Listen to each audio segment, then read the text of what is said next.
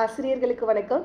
இது வரைக்கும் யாரும் இந்த மாதிரி ஒரு வீடியோ கொடுத்துருக்கவே மாட்டாங்க. அதாவது 6th-லேருந்து 10th வரைக்கும் இருக்க மொத்த இலக்கணத்தையும் தொகுத்து பல்காக ஒரு வீடியோவாக நீங்கள் பார்த்துருக்கிறது ரேர் தான். அதாவது அதோட டைப்ஸ் எல்லாத்தையும் ஒரே வீடியோவிலே உங்களுக்கு நான் தொகுத்து எடுத்துகிட்டு வந்திருக்கேன். இப்போ பொதுவாகவே எக்ஸாமில் பார்த்தீங்கன்னா டெட் ஆகட்டும், இல்லை எஸ்ஜிடி, பியூஓ எக்ஸாம், இல்லை தமிழ் தகுதி தேர்வு எதாக இருந்தாலும் இலக்கண பகுதியிலேருந்து தான் கேள்விகள் அதிகமாக வந்துட்டுருக்கு. செய்யுள், உரைநடை இதை கம்பேர் பண்ணும்போது இலக்கணத்திலேருந்து தான் அதிகமான கேள்விகள், அதாவது 60 to 70% வந்து இலக்கண கேள்விகள் தான் அதிகமாக இருக்குது. அப்படின்னும் போது இலக்கணத்தை மட்டும் ஒமிட் பண்ணவே முடியாது. நீங்கள் இலக்கணத்தை ஒமிட் பண்ணிட்டா தமிழ் தகுதி தேர்வில் கண்டிப்பாக பாஸ் பண்ணுறது ரொம்ப கஷ்டம். இந்த வீடியோவை எனக்கு தொகுக்கிறதுக்கே 2 days ஆயிடுச்சு. கண்டிப்பாக உங்களுக்கு ஈஸியாகவே மெமரி ஆகிடும். சரிங்களா? இப்போ நோட்ஸ் எடுத்து வச்சுக்கோங்க. ஒரு நாளைக்கு 5 மட்டும் படிச்சுட்டு வந்தீங்கன்னாவே எக்ஸாம்குள்ளே நீங்கள் ஃபுல்லுமே முடிச்சிருவீங்க. அதனால தான் இலக்கணத்தை ஃபஸ்ட்லேயே உங்களுக்கு நான் தொகுத்து கொடுத்துட்டேன். ஓல்டு கொஷின் பேப்பரில் இதை பேஸ் பண்ணி எப்படி கேட்டிருக்காங்கன்னு பார்க்கலாம். அதாவது இப்போ நடந்தது இல்லைங்களா லாஸ்ட் டெட்டு, அதில் கேட்ட கொஷின் தான் பகாப்பதம் எத்தனை வகைப்படும் அப்படின்னு சொல்லி டேரெக்டாகவே கேட்டிருக்காங்க. பகாப்பதம் 4 வகைப்படும். இதுதான். அப்போ இலக்கணத்தில் நிறைய வகைகள் இருக்குது. அது ஒன்றும் எத்தனை வகைகள், அது என்னென்ன அப்படின்றத தான் ஃபுல்லாக தொகுத்து இந்த வீடியோவில் நம்ம இப்போ பார்க்க போகிறோம். இப்போ நமக்கு ஓல்டு கொஷின் பேப்பரில் பகாப்பதம் எத்தனை வகைப்படும் அப்படின்னு சொல்லி கொடுத்துருக்காங்க இல்லைங்களா? அதே போல் எழுத்துக்கள் எத்தனை வகைப்படும் அப்படின்னா எழுத்துக்கள் மொத்தமாக 2 வகைப்படும். எழுத்துக்கள் 2 வகைப்படும். அதில் ஃபஸ்ட்டு முதல் எழுத்து, 2வது சார்பெழுத்து. சரிங்களா? முதல் எழுத்துனா என்னென்னா உயிரெழுத்துக்கள் 12. உயிரெழுத்துக்கள் 12ம் மெய் எழுத்துக்கள் 18. உயிரெழுத்துக்கள் 12னா என்ன சொல்லுவோம்? ஆக்காய்க்கு சொல்லுவோம்ல, அ ஆ இ ஈ. அப்போ அதில் இருக்க 12 எழுத்து, மெய் எழுத்துக்கள் 18. சரிங்களா?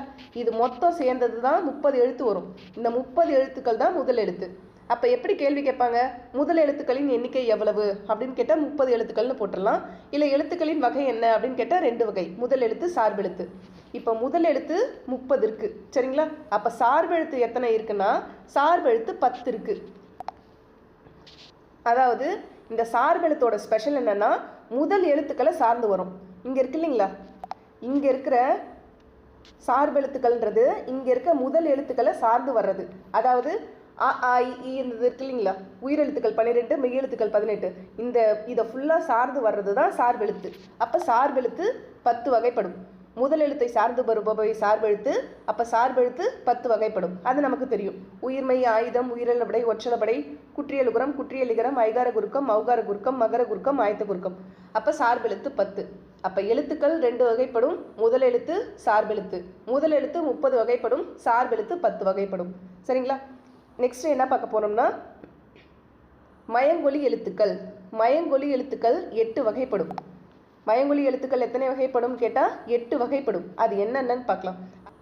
இப்போ இந்த மயங்கொலி எழுத்துக்கள்னால் நம்ம என்ன சொல்கிறோன்னா ஒலிக்கிறதுல சின்ன சின்ன வேறுபாடுகளை கொண்டது தான் மயங்கொலி எழுத்துக்கள்.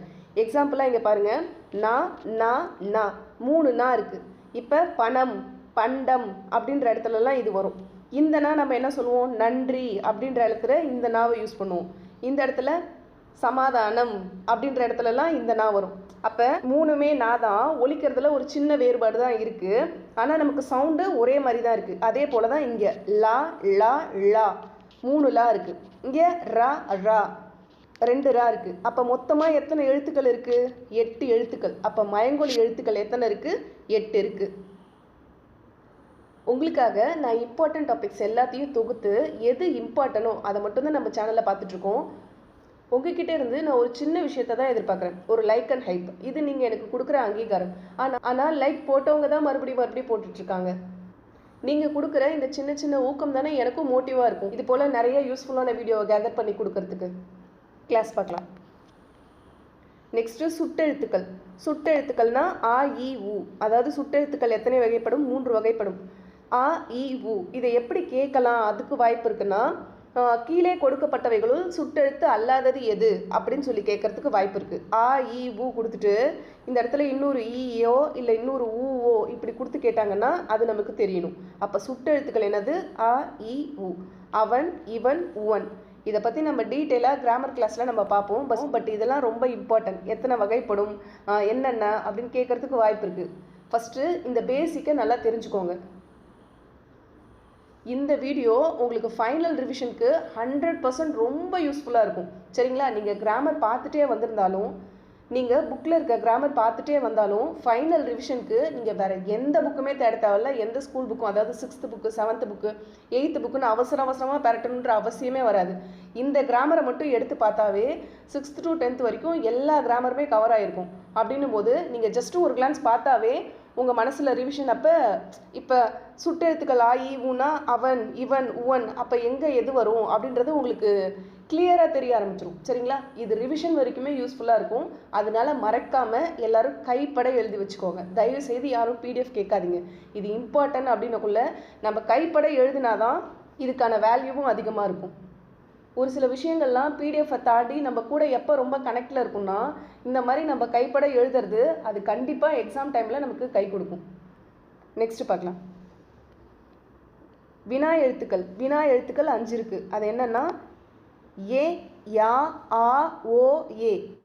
இந்த வினா எழுத்துக்களில் ஒரு சிறப்பு இருக்குது. அது என்னென்னா மொழிக்கு முதலில் வரும் வினா எழுத்து, மொழிக்கு இறுதியில் வரும் வினா எழுத்து அப்படின்னு சொல்லி கேட்கறதுக்கு வாய்ப்பு இருக்குது. இது நம்ம கிராமர் கிளாஸ் பார்க்கக்குள்ள டீட்டெயிலாக பார்க்கலாம். ஜஸ்ட்டு இங்கே நான் ஒரு கிளான்ஸ் சொல்லி வைக்கிறேன். இங்கே சைடில் எழுதி வச்சுக்கோங்க. ஏன்னா ரிவிஷனுக்கு யூஸ்ஃபுல்லாக இருக்கும். எப்படின்னா மொழிக்கு முதலில் வருவது எது அப்படின்னு பார்த்தா இங்கே ஃபஸ்ட்டு என்ன கொடுத்துருக்காங்க பாருங்கள், எது அப்படின்னு கொடுத்துருக்காங்களா? அப்போ ஏ ஃபஸ்ட்லேயே வந்துடுதா? அப்போ மொழிக்கு முதல்ல ஏ வரும். யார், ஐயான்றது ஃபஸ்ட்லேயே இருக்குது. அப்போ இது மொழிக்கு முதல்ல வரும். அவனா அப்படின்னு இருக்கா? ஆ லாஸ்ட்டாக ஆ சவுண்டு வருதா? அப்போ இது மொழிக்கு இறுதியில் வர்றது, லாஸ்ட்டாக வர்றது. அவனோ ஓன்ற சவுண்டு வருதா? அப்போ ஓ இது வந்து லாஸ்ட்டாக வருது. ஆ ஓ இது ரெண்டும் லாஸ்ட்டாக வர சவுண்டு. ஆனால் இந்த நீ ஏ அப்படின்றது இருக்கு இல்லைங்களா? ஏ அப்படின்னா ஏன்ற சவுண்டில் முடியும். அப்போ இது மொழிக்கு இறுதியில் வருது. ப்ளஸ் இது மொழிக்கு முதல்லையும் வரும். சிம்பிளாக சொல்லணும்னா மொழிக்கு முதலில் வரும் வினா எழுத்துக்கள் 2. அது ஏ, யா. இது ரெண்டும் மொழிக்கு முதல்ல வரும். மொழிக்கு இறுதியில் வர்றது 2. அது என்னென்னா ஆ, ஓ. இது ரெண்டும் அந்த சொல்லுக்கு இறுதியில் வர்றது. இதுவே சொல்லோட முதல்லையும் இறுதியிலையும் வர்றது எதுன்னா ஏ. ஏன்னா இங்கே கொடுத்துருக்காங்க பாருங்கள், நீ ஏ அப்படின்னு வருதா? அப்போ நீ ஏன்னா இந்த இடத்துல ஏன்றது லாஸ்ட்டாக வர்றது. இதுவே ஏன் அப்படின்னு சொல்லி ஒரு கொஷின் வரும்ல, ஏன் இப்போ மொழிக்கு முதல்லே வந்துடுதா? அப்போ மொழிக்கு முதலிலும் மொழிக்கு இறுதியிலும், அதாவது சொல்லின் முதலிலும் சொல்லின் இறுதியிலும் வரும் வினா எழுத்து எது அப்படின்னு சொல்லி கேட்டால் ஏன் வரும். இது வந்து ஆல்ரெடி ரிப்பீட்டட் கொஷின், நிறைய டைம் இந்த கொஷினை கேட்டிருக்காங்க. அதனால இதை மட்டும் நல்லா நோட் பண்ணி வச்சுக்கோங்க. நெக்ஸ்ட் பார்க்கலாம். இலக்கண அடிப்படையில் சொற்கள் 4 வகைப்படும். பெயர்ச்சொல், வினைச்சொல், இடைச்சொல், உரிச்சொல். பெயர்ச்சொல் 6 வகைப்படும். இங்கே நம்ம பார்த்தோம் இல்லைங்களா? இங்கே வந்து இலக்கண அடிப்படையில் தான், நல்லா கவனிச்சுக்கோங்க, இலக்கண அடிப்படையில் தான் சொற்கள் 4 வகைப்படும். இதுவே இலக்கிய அடிப்படையில்னு வேற இருக்குது, அது பின்னாடி வரும். இப்போ இந்த பெயர்ச்சொல் மட்டும் எத்தனை வகைப்படும்னா இங்கே கீழே கொடுத்துருக்காங்க பாருங்கள். பெயர்ச்சொல் 6 வகைப்படும். சரிங்களா? பெயர்ச்சொல் 6 வகைப்படும். அது என்னென்னா பொருட்பெயர், பொருள்னா மரம்ன்றது ஒரு பொருள், அப்போ பொருட்பெயர். இடப்பெயர்னா சென்னை, காலப்பெயர்னா மாலை, சினை பெயர்னா கை. சினைனா உறுப்புன்னு பேர் இருக்குது. சரிங்களா? சினைனா உறுப்புன்னு அர்த்தம். கை, கால், முகம், விரல்கள் இந்த மாதிரிலாம் வந்துச்சுன்னா அது வந்து சினை. நெக்ஸ்ட்டு பண்பு பெயர். பண்பு பெயர்னா வட்டம், அந்த கலர்லாம் வரும் இல்லைங்களா, நிறங்களோடது, வடிவங்களோடது, இதெல்லாம் பண்பு பெயருக்கு கீழே வரும். இங்கே சினைனா கை மட்டும், அதாவது உறுப்பு அப்படின்னா அது மட்டும் வராது, மலரோட அதாவது மரத்தோட பாகங்கள் அதுவுமே உறுப்புன்னு வரும். சரிங்களா? தெரிஞ்சு வச்சுக்கோங்க. நெக்ஸ்ட்டு தொழிற்பெயர். தொழிற்பெயர்னா படித்தல். அப்போ பெயர் சொல் 6 வகைப்படும். சரிங்களா? நெக்ஸ்ட்டு இடுகுறி பெயர். இடுகுறி பெயர் வந்து 2 வகைப்படும். என்னென்னா இடுகுறி பொதுப்பெயர் மரம், இடுகுறி சிறப்பு பெயர் மாமரம். மரம் அப்படின்றது நிறைய மரம் இருக்குது. தென்னை மரம், வாழை மரம், பலா மரம், அரச மரம், வேப்ப மரம் அப்படின்னு சொல்லிட்டு பொதுவான பேர் தான் மரம். இதுவே சிறப்பு பெயர்னா மாமரம் அப்படின்றத அது ஸ்பெஷல். ஏன்னா ஸ்பெஷல்னா அதை குறிப்பிட்டு சொல்கிறது. மாமரம், தென்னை மரம், வேப்ப மரம் அப்படின்னு குறிப்பிட்டு சொல்கிறது இடுகுறி சிறப்பு பெயர். நெக்ஸ்ட்டு காரண பெயர். காரண பெயருக்கு 2 இருக்குது. காரண பொது பெயர், காரண சிறப்பு பெயர். காரண பெயர்னா பறவை அப்படின்னு சொல்லி கொடுத்துருக்காங்க. அதாவது பறக்கிறதுனால, பறக்கிறன்ற காரணத்தினால பறவை. அப்போ பறவைன்றது பொது பெயர். பறவையில் என்னென்ன வரும்? கிளி, மைனா, மயில் இந்த மாதிரி ஸ்பெஷலாக சொன்னால் அது காரண சிறப்பு பெயராயிரும். புரியுதுங்களா? அப்போ பறவைன்றது பொது பெயர், அதுவே கிளி மைனா அந்த மாதிரி தனித்தனியாக சொன்னால் அது காரண சிறப்பு பெயராயிரும். இப்போ காரண சிறப்பு பெயருக்கு இங்கே வந்து வளையல்னு கொடுத்துருக்காங்க. வளையல்னா ரவுண்டாக இருக்கிறதுனால, அது வளைவாக இருக்கிறதுனால வளையல் அப்படின்னு சொல்லுவாங்க. அப்போ இங்கே காரண சிறப்பு பெயருக்கு வளையல் சொல்லியிருக்காங்க. நெக்ஸ்ட், குற்றிய லுகரம் 6 வகைப்படும். குற்றிய லுகரம் ஒன்று இருக்குது, குற்றிய லிகரம் ஒன்று இருக்குது. குற்றிய லுகரம்னா நெடில் தொடர், இங்கே நான் போடலை, நீங்கள் ஜஸ்ட் இங்கே நெடில் தொடர் குற்றிய லுகரம் அப்படின்னு போட்டு நெடில் தொடர் குற்றிய லுகரம் அப்படின்னு போட்டு ஹைஃபன் போட்டுக்கோங்க. ஆயுத தொடர் குற்றிய லுகரம், உயிர் தொடர் குற்றிய லுகரம், வன் தொடர் குற்றிய லுகரம், மென் தொடர் குற்றிய லுகரம், இடைத்தொடர் குற்றிய லுகரம். இதை பற்றி நம்ம டீட்டெயிலாக பார்க்கலாம் கிராமர் கிளாஸில். நெக்ஸ்ட்டு, இதுக்கு எல்லாத்துக்குமே ஒன்றுக்கும் எக்ஸாம்பிள் இங்கே கொடுத்துருக்கேன். காடு, எஃகு, வரகு, அச்சு, பஞ்சு, மார்பு. குறுக்கம் வந்து 4 வகைப்படும். ஐகார குறுக்கம், ஔகார குறுக்கம், மகர குறுக்கம், ஆயத்த குறுக்கம். இது 4 இருக்குது. இது ஒன்றுக்கும் தனித்தனியாக மாத்திரை இருக்குது. அதாவது சொல்லோட முதல்ல வந்தால் அது எப்படி அதோட மாத்திரை, அதாவது ஐகார குறுக்கம்ல ஐன்றது தனியாக வந்துச்சுன்னா அதுக்கு 2 மாத்திரைன்னு வரும். அது சொற்களுக்கு நடுவில் வந்துச்சுன்னா 1.5 மாத்திரைன்னு வரும். இந்த மாதிரி இருக்குது. இது நம்ம கிளாஸ் பார்க்கக்குள்ள டீட்டெயிலாக பார்க்கலாம். இப்போ குறுக்கங்கள் எத்தனை வகைப்படும்னா 4 வகைப்படும். நெக்ஸ்ட்டு, வழக்கு மற்றும் போலி. வழக்கு 2 வகைப்படும். அது என்னென்னா இயல்பு வழக்கு, தகுதி வழக்கு. இது இம்பார்ட்டன்ட், ஏன்னா ஒரு டைம் கேட்டிருந்துருக்காங்க. வழக்கு 2 வகைப்படும், இயல்பு வழக்கு, தகுதி வழக்கு. அப்போ இயல்பு வழக்கு வந்து இதுலேயே டைப் இருக்குது. இந்த இயல்பு வழக்கு வந்து 3 டைப்ஸ் இருக்குது. என்னென்னா இலக்கணம் உடையது, இலக்கண போலி, மருவு. இலக்கணம் உடையதுன்னா நிலம், இலக்கண போயிலினா வாயில், மருவுன்னா கோவை. சரிங்களா? இதை பற்றி டீட்டெயிலாக நம்ம பார்க்கலாம். ஜஸ்ட்டு நீங்கள் நோட் பண்ணி வச்சுக்கோங்க. கிராமரெல்லாம் முடிச்சுட்டு உங்களுக்கு ரிவிஷனுக்கு நான் எதுக்காக இங்கே சைட்லேயே கொடுத்துருக்கேன்னா, நீங்கள் ரிவிஷன் பண்ணக்குள்ளே உங்களுக்கு யூஸ்ஃபுல்லாக இருக்கும். அதனால தான் இப்போ சைடில் கொடுத்துருக்கேன். நிறைய பேருக்கு என்னடா இது ஒன்றுமே புரியலையே அப்படின்னு தோணலாம். ஏன்னா இலக்கணம் பார்க்காதவங்களுக்கு இது ஒன்றும் புரியலையே அப்படின்ற மாதிரி தோணும். நம்ம இலக்கண கிளாஸஸ் ஃபுல்லாக பார்த்துட்டோம்னா இது உங்களுக்கு ஈஸியாகிடும். இதை ஜஸ்ட்டு இப்போ நோட் பண்ணி வச்சுக்கிட்டு ஃபஸ்ட்டு ஒரு நாளைக்கு 5 மட்டும் பாருங்கள். இல்லைன்னா ஒரு நாளைக்கு 3 மட்டும் பார்த்தீங்கன்னா கூட போதும். ஃபுல்லாக இதை நீங்கள் மெமரி பண்ணி வச்சிட்டிங்கன்னா கிராமர் கிளாஸ் வரக்குள்ள இன்னும் ஈஸியாகிடும். நெக்ஸ்ட்டு, தகுதி வழக்கு 3 வகைப்படும்.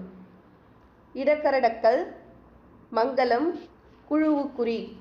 குழுவுக்குறினா பரி, பொற்கொள்ளர் பயன்படுத்துவது. இது ஒன்றும் இல்லைங்க. குழுவுக்குறினா அதாவது படித்தவங்களுக்கு மட்டும் புரியறது, அதை தான் குழுவுக்குறின்னு சொல்லுவாங்க.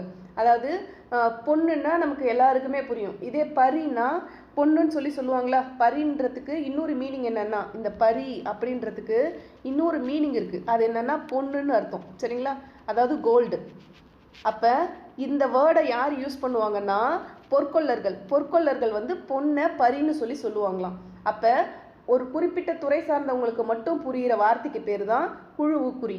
சரிங்களா? அதே மாதிரி இடக்கரடக்கல்னா என்னென்னா கால் கழுவி வந்தான். இந்த சபை முன்னாடி நாகரிகம் கழுதி ஒரு 4 பேர் இருக்காங்க அப்படின்னா நம்ம எப்படி பேசுவோம்? அதுதான் இடக்கரடக்கல். எக்ஸாம்பிளாக சொல்லணும்னா, இப்போ சாப்பிட்ட உடனே வாய் கழுவிட்டு வருவாங்கல்ல, அதை நம்ம எப்படி சொல்லுவோம்? வாய் கழுவிட்டு வந்தான் அப்படின்னா சொல்லுவாங்க. வாய் பூசி வந்தான், வாய் பூசி வந்தான் அப்படின்றது அங்கே சபையில் இருக்கிறாங்க அப்படின்ற நாகரிகம் கருதி நாகரிகமான வார்த்தைகளை உபயோகிக்கிறது எதுனா இடக்கரடக்கல். அப்போ கால் கழுவி வந்தான்னா அவன் கால் கழுவி வந்தான்னா ஃபுல்லாக குழந்தைக்கு க்ளீன் பண்ணிட்டு வராங்க அப்படின்னு அர்த்தம். அப்போ கால் கழுவி வந்தான் அப்படின்றது சபை நாகரிகம் கருதி சொல்லக்கூடிய வார்த்தைகள். அடுத்தது மங்கலம். மங்கலம்னா துஞ்சினார். துஞ்சினார்னா இந்த நீத்தார் அப்படின்லாம் சொல்லுவாங்க பாருங்க. இறந்துட்டாங்கன்னா செத்துட்டாங்கன்னு சொல்ல மாட்டாங்க. மங்கலம் கருதி நீத்தார் அப்படின்னு சொல்லுவாங்க. தூங்கினார், துஞ்சினார், இந்த மாதிரி மங்கள வார்த்தைகள் டீசெண்டாக சொல்கிறது.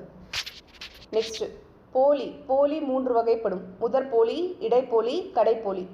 இது இல்லாமல் முற்றுப்போலின்னு ஒன்று இருக்குது. அது வந்து முழுசாகவே மாறி இருக்கிறது. சரிங்களா? இதுக்கான எக்ஸாம்பிள் இங்கே இருக்குது. நெக்ஸ்ட்டு, சொல். இப்போ நாம் இதுக்கு முன்னாடி பார்த்ததெல்லாம் இலக்கணம். நான் முன்னையே சொன்னேன் இல்லைங்களா, இலக்கணம் தனியாக இருக்குது, இலக்கியம் தனியாக இருக்குதுன்னு பார்த்தோம் இல்லைங்களா. இப்போ வந்து இலக்கிய வகை சொற்கள். இதுக்கு முன்னாடி பார்த்தது இலக்கண வகை சொற்கள், இப்போ பார்க்கறது இலக்கிய வகை சொற்கள். அப்போ இலக்கிய வகை சொற்கள் 4 வகைப்படும். அது வந்து இயற்சொல், திரிச்சொல், திசைச்சொல், வடச்சொல் 4 வகைப்படும். சரிங்களா? இப்போ ஓரெழுத்து ஒரு மொழி, ஓரெழுத்து ஒரு மொழி மொத்தம் 42 இருக்குது. இதை சொன்னது யார்? பவணந்தி முனிவர். நெக்ஸ்ட்டு பதம். பதம் 2 வகைப்படும். அது 2 என்ன? பகுபதம், பகாபதம். பகுபதம்னா பிரித்த பொருள் தரும், அதுக்கு பேர் பகுபதம். பகாபதம்னா பிரிக்க முடியாதது, பிரித்தா பொருள் தராதது. அப்போ இந்த பகாபதம் தான் எத்தனை வகைப்படும்? 4 வகைப்படும். நெக்ஸ்ட்டு பகுபத உறுப்புகள். பகுபத உறுப்புகள் எத்தனை வகைப்படும்னா 6 வகைப்படும். இது நம்ம பார்த்துருப்போம். நம்ம 10th 12thலாம் இது பகுபத உறுப்பிலக்கணம், அதை நம்ம பார்த்துருப்போம்ல, அது பிரித்து போடுவோம். பகுதி, விகுதி, இடைநிலை, சந்தி, சாரியை, விகாரம் அப்படின்னு சொல்லிட்டு. இது எல்லாமே இம்பார்ட்டன்ட். இதை பற்றி நம்ம டீட்டெயிலாக வர கிளாஸில் பார்க்கலாம். நெக்ஸ்ட்டு ஆகுபெயர். ஆகுபெயர் வந்து டோட்டலாக 16 இருக்குது. 16 வகையான ஆகுபெயர்கள் இருக்குது. ஆனால் நமக்கு புக்கில் செலக்டிவாக மட்டும்தான் கொடுத்துருக்காங்க. நீங்கள் டிஎன்பிசி அந்த மாதிரி படிக்கிறீங்கன்னா இந்த 16 வகையான ஆகுபெயர்களும் தெரிஞ்சிருக்கணும். அதுக்கான விளக்கம், அதுக்கான எக்ஸாம்பிள் இதெல்லாம் தெரிஞ்சிருக்கணும்.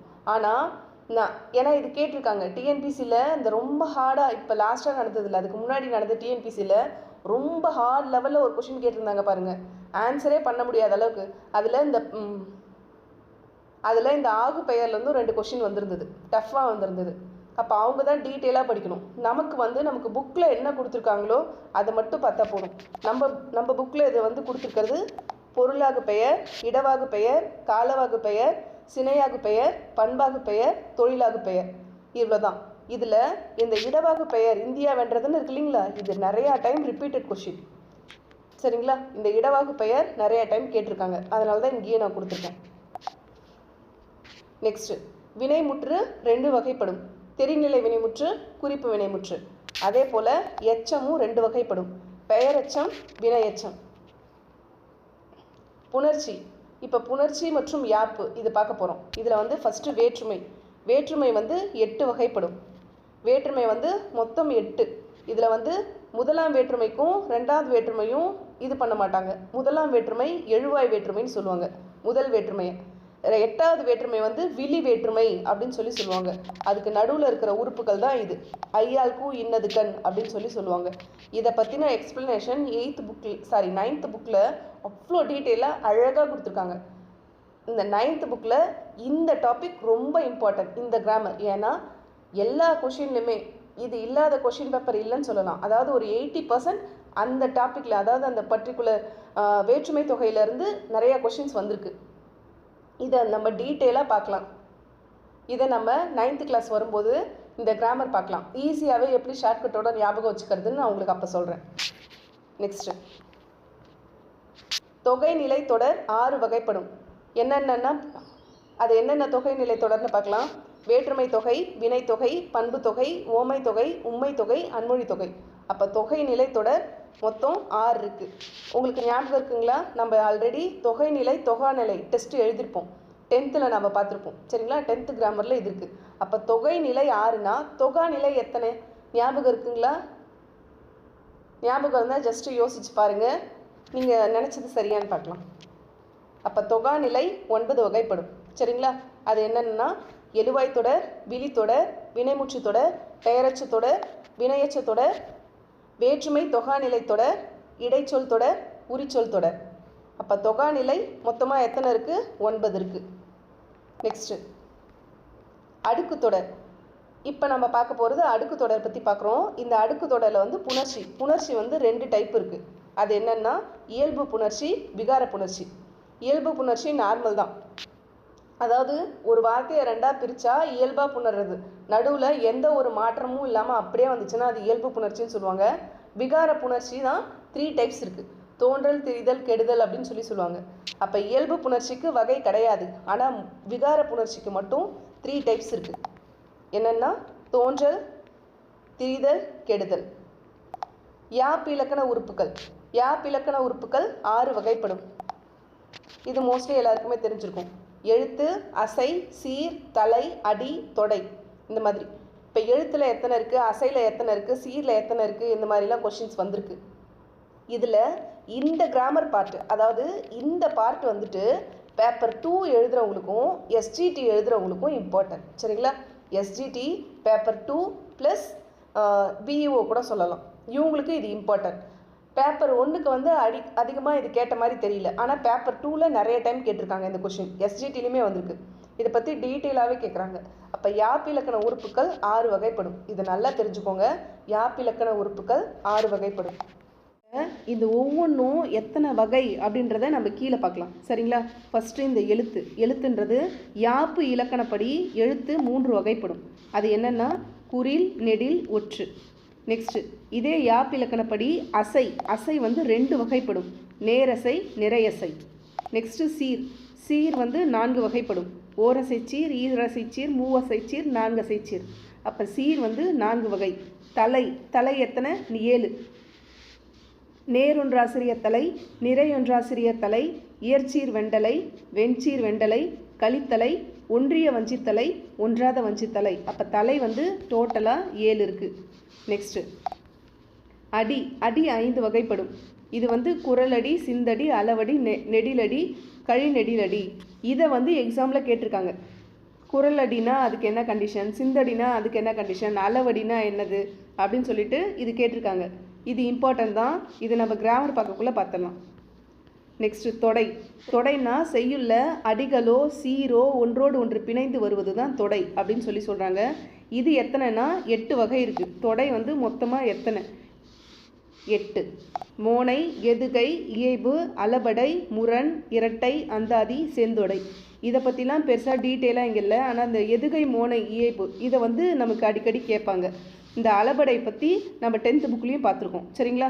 இந்த அந்தாதி, இதில் முரண், இரட்டை, செந்தொடை இதெல்லாம் வந்து டிஎன்பிசிக்கு தான் வரும். அந்தாதினா என்ன சொல்லுவாங்க? ஒரு லைனில் வந்து, அதாவது ஒரு பாடல் வரியில் ஒரு ஸ்டான்ஸா முடியுதுன்னா அது லாஸ்ட்டில் எது முடியுதோ அதோட தொடக்கத்தில் நெக்ஸ்ட்டு ஸ்டான்ஸா இங்கே முடிகிற சொல்லோட எந்த சொல்லோட முடியுதோ அந்த சொல்லோட நெக்ஸ்ட் இங்கே ஸ்டார்ட் பண்ணுறது. ஒரு எக்ஸாம்பிளுக்கு சொல்கிறேனே, இங்கே தாமரைன்னு முடியுதுன்னு வச்சுக்கோங்க ஃபஸ்ட்டு ஸ்டான்ஸா. அந்த செகண்ட் ஸ்டான்ஸா இந்த தாமரையிலேருந்து இங்கே ஸ்டார்ட் ஆகும், இங்கே தாமரைன்னு ஸ்டார்ட் ஆகும். இதுக்கு பேர் தான் அந்தாதி அப்படின்னு சொல்லுவாங்க. ஜஸ்ட் எக்ஸாம்பிளுக்காக சொல்கிறேன். நமக்கு வந்து இந்த டெட்டு, டிஎன்பிசி நமக்கு இந்த டெட்டு, எஸ்டிடி, தமிழ் தகுதி தேர்வு இதுக்கெல்லாம் மோனை, எதுகை, இயைபு, அளபடை இது 4 தெரிஞ்சுக்கிட்டால் போதும். ஆனால் பிஇஓ படிக்கிறவங்க முரண், இரட்டை, அந்தாதி, செந்தொடை இது 8மே தெரிஞ்சுக்கணும். மேலே இருக்க 4, கீழே இருக்க 4 8மே தெரிஞ்சுக்கணும். நமக்கு எந்த எக்ஸாமுக்கு எது படித்தா போதும் அப்படின்றத தெளிவு இருந்ததுனாவே நம்மளால் ஓரளவு அந்த எக்ஸாமில் பாஸ் பண்ண முடியும். ஓரளவு இல்லை, 100% பாஸ் பண்ணவே முடியும். சரிங்களா? அப்போ எஸ்ஜிடி, டெட்டு, தமிழ் தகுதி தேர்வு இதை படிக்கிறவங்க இந்த எதுகை, மோனை, இயைபு, அளபடை இது மட்டும் நல்லா தெளிவாக தெரிஞ்சுக்கோங்க. பிஇஓ படிக்கிறவங்க ஃபுல்லாக பார்த்துக்கோங்க. சப்போஸ் பேப்பர் 1 பார்க்குறவங்க இருக்கீங்கன்னா பேப்பர் 1 மட்டும் எனக்கு படித்தா போதும் அப்படின்றவங்க எதுகை, மோனை, அளபடை இது 3 தெரிஞ்சால் போதும். இயைபை பற்றி அதிகமாக கேட்க மாட்டாங்க. பேப்பர் 1னா எதுகை, மோனை, அளபடை. பேப்பர் மற்றவங்கெல்லாம் ஃபஸ்ட்டு 4 பிஇஓக்கு ஃபுல்லாக பார்த்துக்கோங்க. நெக்ஸ்ட்டு பாவகைகள்னால் செய்யுள் ஏற்றுவதற்கான ஓசை மற்றும் அமைப்பை கொண்டு பிரிக்கப்படுபவை தான் பாவகை. இதை வந்து நிறையா டைம் கேட்டிருக்காங்க. வெண்பா எந்த ஓசையில் இருக்குது, ஆசிரியப்பாவுக்கு என்ன ஓசை, இந்த வெண்பானா செப்பல் ஓசை வரும், ஆசிரியப்பானா அகவல் ஓசை, கலிப்பா, வஞ்சிப்பா, துள்ளல், தூங்கல் ஓசை அப்படின்னு சொல்லிலாம் வரும். இது ரொம்ப ஜாலியாக இருக்கும். என்னை பொறுத்த வரைக்கும் இது ஒரு ஜாலியான டாபிக் தான். ஈஸியாக மெமரி ஆகிடும். இதை பற்றிலாம் நம்ம டீட்டெயிலாக பார்க்கலாம். அளபடை 2 வகை. சொல்லின் ஓசை குறையும் போது அதை நிறைவு செய்ய எழுத்துக்கள் நீண்டு ஒலிப்பது அளபடை நம்ம ஆல்ரெடி டெஸ்ட் எழுதியிருப்போம். இது அளபடை 2 வகை தான். உயிரளபடை, ஒற்றளபடை. இந்த உயிரளபடை தான் 3 டைப்ஸ் இருக்குது. சரிங்களா? அளபடை மொத்தமே 2 டைப் தான், உயிரளபடை, ஒற்றளபடை. இந்த உயிரளபடை தான் 3 டைப்ஸ் இருக்குது. அது என்னென்னு பார்க்கலாம். செய்யுளிசை அளபடை, இன்னிசை அளபடை, சொல்லிசை அளபடை. அதாவது உயிர் எழுத்துக்கள் நீண்டு ஒலிக்கும் முறைகள்.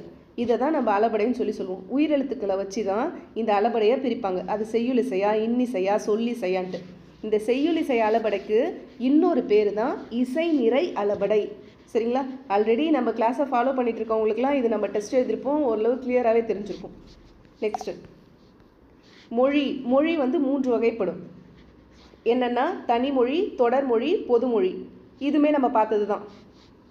தனிமொழினா பிரிக்க முடியாதது, அதுன்றது சரிங்களா? அது தனிமொழி. அதாவது பகா பதத்தில் வர்றது தான் தனிமொழி. தொடர்மொழி கண்ணன் வந்தான். இங்கே ஒரு மொழி, அதாவது இங்கே ஒரு வார்த்தை, இங்கே ஒரு வார்த்தை தொடர்ந்து வருது. ஒன்று அல்லது அதற்கு மேற்பட்ட அந்த வார்த்தைகள் அதோட சங்கமிப்பு தான் தொடர்மொழின்னு சொல்லுவோம். பொதுமொழி இது நம்ம ஆல்ரெடி பார்த்துருப்போம்ல. 8 இன்னொரு எக்ஸாம்பிள் பார்த்தோம், ஞாபகம் இருக்குங்களா? வேங்கை அப்படின்னு சொல்லி பார்த்தோம். வேம் கூட்டல் கை, வேகின்ற கை அப்படின்னு சொல்லி எக்ஸாம்பிள் பார்த்துருப்போம். டெஸ்ட்லாம் எழுதியிருக்கோம், ஞாபகம் இருக்கும்னு நினைக்கிறேன். நெக்ஸ்ட்டு தொகாநிலை தொடர். தொகாநிலை தொடர் 6 வகைப்படும். இரு சொற்களுக்கு இடையே உருபுகள் மறைந்து வருவது. இதுவுமே நம்ம டெஸ்ட் எழுதியிருக்கோம். 2 சொற்களுக்கு நடுவில் உருபு மறைஞ்சு வந்துச்சுன்னா அது வந்து தொகைநிலை தொடர். தொகைநிலை தொடர் 6 வகைப்படும். 2 சொற்களுக்கு நடுவில் உருபுகள் மறைஞ்சு வந்துச்சுன்னா அதுக்கு பேர் தொகைநிலை. அப்போ மறையாமல் அப்படியே வந்துச்சுன்னா தொகாநிலை அப்படின்னு சொல்லி பார்த்தோம். அப்போ தொகைநிலையில் 6 வகை என்னன்னு பார்க்கலாம். வேற்றுமை, இது வந்து நான் உங்களுக்கு வேற்றுமை மட்டும்தான் இங்கே கொடுத்துருக்கேன். ஆக்சுவலாக இது வேற்றுமை தொகைநிலை தொடர் அப்படின்னு வரும். சரிங்களா? நெக்ஸ்ட்டு வினை, பண்பு, உவமை, உம்மை, அன்மொழி. அதாவது ஓமை தொகை, உம்மை தொகை, பண்பு தொகை, வினை தொகை அப்படின்னு வரும். இங்கே எல்லாத்துலேயுமே தொகைன்னு வரும். சரிங்களா? வினை தொகை, பண்பு தொகை, உவமை தொகை, உண்மை தொகை, அன்மொழி தொகை. நெக்ஸ்ட்டு தொகாநிலை தொடர். இப்போ தொகாநிலை தொடர் 9 வகைப்படும். உருபுகள் மறையாமல் வெளிப்படையாக வர்றது, அதுக்கு பேர் தான் தொகாநிலை தொடர் அப்படின்னு சொல்லுவாங்க. இதுக்கு ஒரு சின்ன எக்ஸாம்பிள் சொல்கிறேன். தொகைநிலை தொடர்னா மறைஞ்சு வர்றது அப்படின்னு சொன்னேன்னா, மதுரை சென்றான் அப்படின்னு வந்ததுன்னா அது வந்து தொகைநிலை தொடர். அதாவது மதுரைனா மதுரை சென்றான், அங்கே என்ன அர்த்தம்? அதுக்கு மதுரைக்கு சென்றான், மதுரைக்கு தானே போனான், அதை மறைஞ்சு தானே வந்திருக்கு. மதுரை சென்றான், மதுரைக்கு சென்றான் அப்படின்னு வருமா? அப்போ மதுரை சென்றான் அப்படின்னு சொல்லி கொடுத்துட்டாங்கன்னா மறைஞ்சு வந்திருக்கிறதுனால அது தொகை. இதுவே மதுரைக்கு சென்றான் அப்படின்னு டேரெக்டாகவே கொடுத்துட்டாங்கன்னு வச்சுக்கோங்க, அது வந்து தொகாநிலை தொடர். இதில் வந்து உருபு மறையாமல் வெளிப்படையாக வர்றதுன்னு ஆல்ரெடி சொல்லிட்டோம். இது வந்து மொத்தம் 9 வகை. அதாவது எழுவாய், விழி, வினைமுற்று, பெயரச்ச தொகாநிலை தொடர், வினையச்ச, வேற்றுமை, இடைச்சொல், உரிச்சொல். இன்னொன்று இருக்குது அடுக்கு தொடர். இது எல்லாமே தொகாநிலை தொடரில் வந்துடும். நெக்ஸ்ட்டு திணை. திணை இது உங்கள் எல்லாருக்குமே தெரிஞ்சிருக்கும். 2 வகை, உயர்திணை, அக்ரிணை. இதெல்லாம் பேப்பர் 1ல் கேட்பாங்க. உயர்திணைனா மக்கள், தேவர், நரகர், இது எல்லாமே உயர்திணையில் வந்துடும். அக்ரிணைனா உயிரற்றவை, விலங்குகள், பறவைகள், இது எல்லாமே அக்ரிணையில் வந்துடும். நெக்ஸ்ட்டு பால். பால் வந்து 5 வகை. ஆண் பால், பெண் பால், பலர்பால். இது 3மே உயர்திணைக்கு உரியது. இந்த பால்லையுமே பிரிவு இருக்குது, உயர்திணைக்குரியது, அக்ரிணைக்குரியதுன்னு. அப்போ 3 வகையான பால் வந்து உயர்திணைக்குரியது. ஆண் பால், பெண் பால், பலர்பால். இது 3ம் உயர்திணைக்குரிய பால் வகைகள். அக்ரிணைனா ஒன்றன் பால், பலவின் பால். இது 2ம் அக்ரிணைக்குரியவை. நெக்ஸ்ட்டு இடம். இடம் வந்து 3 வகை. தன்மை, முன்னிலை, படர்க்கை. தன்மைனா நம்மளை தன்னைத்தானே குறிக்கிறது, நம்மளையே குறிக்கிறது. நான் அப்படின்றது தன்மை. முன்னிலைனா நமக்கு முன்னாடி இருக்கவங்க, நீ, நீங்கள், இந்த மாதிரிலாம் வருதுங்களே, அதான் முன்னாடி இருக்கவங்கள சொல்கிறது முன்னிலை. படர்க்கைனா யாரோ ஒருத்தவங்கள, அவன் நான் பார்த்தேன், நம்ம சொல்லுவோம்ல, அவனை நான் பார்த்தேன், அவன் கூலிங் கிளாஸ் சூப்பராக இருந்துச்சு அப்படின்னும் போது அங்கே இல்லாத 3வது நபர்களை பற்றி சொல்கிறது படர்க்கை. அதாவது 2 பேர் தன்மைகிட்டையும் முன்னிலைகிட்டையும் இல்லாத 3வது மனுஷனை பற்றி பேசுறது படர்க்கை. சரிங்களா? நெக்ஸ்ட்டு வழு. வழு வந்து 7 வகைப்படும் இருக்கும். இது கிளாஸ் பார்க்கக்குள்ள ஜாலியாகவே இருக்கும். என்னம்மா ஜாலின்ற, இலக்கணம்னாவே எனக்கு கஷ்டமாச்சு அப்படின்னு நினைக்காதீங்க. நம்ம ரியல் லைஃபோடு நம்ம பொருத்தி படித்தோம்னா இலக்கணம் மாதிரி ஒரு ஈஸியான டாபிக் எதுவுமே இல்லை. நெக்ஸ்ட் பார்க்கலாம். அப்புறம் இன்னொரு விஷயம் சொல்ல மறந்துட்டேன். நம்ம தமிழ், சைக்காலஜி, சயின்ஸு, சோஷியல் இதெல்லாம் பார்த்துட்டோம். இன்னும் இந்த மேக்ஸு, இங்கிலீஷு இது இன்னும் டச் பண்ணவே இல்லை. இனிமேல் வர கிளாஸில். ஆனால் லாஸ்ட்டு நடந்த டெட்டுக்கு நிறைய இங்கிலீஷ் கிளாஸு அப்புறம் மேக்ஸ் போட்டிருந்தோம். ஆனால் இப்போ வந்துட்டு நம்ம இன்னும் இங்கிலீஷ் டச் பண்ணல. இதுக்கப்புறம் இங்கிலீஷ் கிளாஸஸும் வர ஆரம்பிச்சிடும். நான் ஏன் தமிழ் இந்த மாதிரி இதுக்கு நான் ஃபஸ்ட்டு ப்ரிஃபரன்ஸ் கொடுத்துட்டு இவ்வளோ கிளாஸ் போட்டுச்சுன்னா, இப்போ நிறைய பேருக்கு நம்ம தாய்மொழி தமிழ்னுக்குள்ளே அதில் ஒரு இன்ட்ரெஸ்ட் இருக்கும் படிக்கிறதுக்கு. அதில் கொஞ்சம் அவங்க எல்லாருமே மார்க்ஸ் ஸ்கோர் பண்ணக்கூடிய இடமாகவும் தமிழ் இருக்கும். அதனால தான் தமிழில் முக்கியமான டாப்பிக்கெல்லாம் கவர் பண்ணிட்டு வந்தேன். அட் த சேம் டைம் நம்ம இங்கிலீஷையும் ஒமிட் பண்ண முடியாது. ஏன்னா என்ன கேட்டால் தமிழை விட இங்கிலீஷில் வந்து போர்ஷன் கம்மியாகவே இருக்க மாதிரி இல்லை, கம்மியாக தான் இருக்குது. இன்னொன்று, அதில் நல்லாவே மார்க்ஸ் ஸ்கோர் பண்ணலாம். அண்டர்ஸ்டாண்ட் மட்டும் பண்ணிட்டா தமிழை விட இங்கிலீஷில் மார்க்ஸ் நிறையவே எடுக்கலாம். நான் அந்த ட்ரிக்கெல்லாம் நான் உங்களுக்கு சொல்லித்தரேன். சரிங்களா? இனி இங்கிலீஷ் கிளாஸும் வர ஆரம்பிச்சிடும், பார்க்கலாம். ஆனால் நீங்கள் பண்ண வேண்டியது ஒன்றே ஒன்று தான். கிளாஸஸை ரெகுலராக ஃபாலோ பண்ணுங்கள். டெஸ்ட்டு சொன்னால் டெஸ்ட்டை கண்டிப்பாக அட்டன் பண்ணுங்கள். ஏன்னா நிறைய பேர் கிளாஸ் பார்த்துட்டு வரீங்க, பட் டெஸ்ட் அட்டென்ட் பண்ணுறது அப்படியே இப்போ 2000 மெம்பர்ஸ் கிளாஸ் பார்க்குறீங்கன்னா அதில் ஒரு 1000 மெம்பர்ஸ் தான் டெஸ்ட்டே அட்டன் பண்ணுறீங்க. அது டெஸ்ட்டில் எவ்வளோ மார்க் வந்திருக்குன்னு பார்த்தா ஒரு 100 பீப்புள் தான் மார்க்ஸே போடுறீங்க.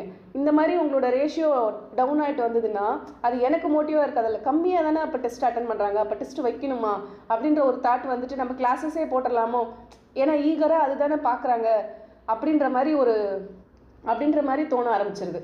அதனால இன்ட்ரெஸ்ட்டாக எல்லாமே ஃபாலோ பண்ணுங்கள். ஏன்னா நம்ம படிக்கிறோம், நம்மளுக்கு பாஸ் பண்ணணும் அப்படின்ற கட்டாயத்தில் நாம் இப்போ இருக்கோம். அப்படின்னும் போது இதுக்காக ஒரு 3 months ஸ்பெண்ட் பண்ணால் நல்ல மார்க்ஸ் ஸ்கோர் பண்ணிவிட்டா நம்ம அதுக்கப்புறம் ஜாலியாக இருக்கோம்ல. இப்போ டெட்டு முன்னாடி முடித்தவங்கலாம் இப்போ எவ்வளோ ஜாலியாக கவர்மெண்ட் ஜாப்பில் இருக்காங்க. அவங்களுக்குலாம் எந்த ப்ரெஷரும் இல்லை, அவங்களோட லைஃப்பை அவங்க ஹாப்பியாக செலிப்ரேட் பண்ணிட்டு போயிட்டுருக்காங்க. இப்போ நம்ம டெட்டு பாஸ் பண்ணலை அப்படின்றதுனால தானே இப்போ மறுபடியும் படிக்க வேண்டியதாக இருக்குது. அதுக்காக சொல்ல வரேன். லென்த்தாக போதா, குறைச்சிக்கலாம். கிளாஸ் பார்க்கலாம். அப்போ வழு 7: திணை, பால், இட. அதாவது திணை வழு, பால் வழு, இடவழு, காலவழு, வினாவழு, விடைவழு, மரபு வழு. அப்போ வழு 7. இப்போ வழுலேயே வழாநிலைன்னு ஒன்று இருக்குது, அதை பற்றி பார்க்கலாம். வழாநிலைன்னா இந்த வழுவ மைதின்னு சொல்லுவாங்க. அது 5 வகைப்படும். சரிங்களா? அதாவது இலக்கண பிழையாகவே இருந்தாலும் அது அந்த இடத்துல பிழை தான் அப்படின்னாலும் ஏதோ ஒரு காரணத்துக்காக ஏதாவது ஒரு ரீசனுக்காக அது பிழை இல்லை அப்படின்னு சொல்லி அக்செப்ட் பண்ணிக்கிறது. அது திணை வழுவமைதி, பால் வழுவமைதி, இட வழுவமைதி, கால வழுவமைதி, மரபு அப்படின்னு சொல்லிட்டு 5 இருக்குது. நெக்ஸ்ட்டு வினா. வினா 6 வகைப்படும்.